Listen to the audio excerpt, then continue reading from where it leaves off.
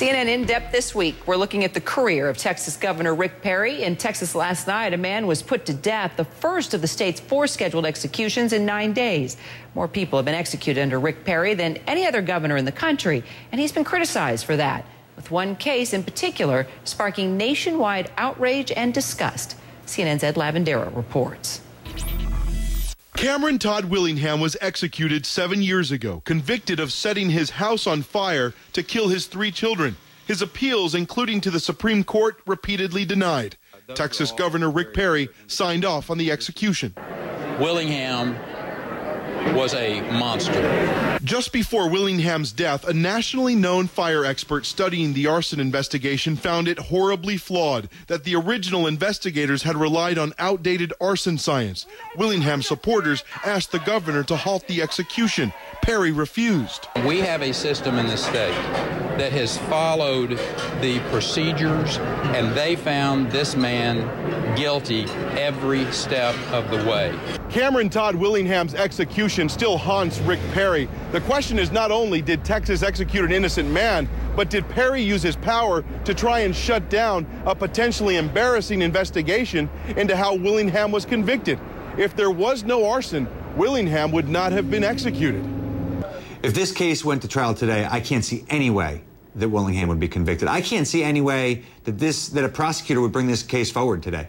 The Innocence Project brought Willingham's case to an obscure state agency called the Texas Forensic Science Commission, which started looking into whether bad arson investigative techniques were used to convict Willingham. That the science was indeed junk science. Sam Bassett was head of the commission. He says he was called into a heated meeting with 2 governor's aides and told the investigation was a waste of state money. I couldn't believe that they were injecting themselves into the commission business so directly and so confrontationally.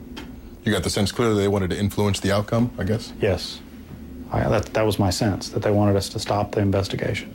The commission kept working. More fire experts agreed the investigation relied on junk science. 7 months later, Bassett says he was suddenly told he was not being reappointed because the governor wanted to take the commission in a different direction. I've seen just kind of an endless drumbeat of strategies and actions to stop this investigation. It's been terribly disappointing. And why do you think you were taken off this commission?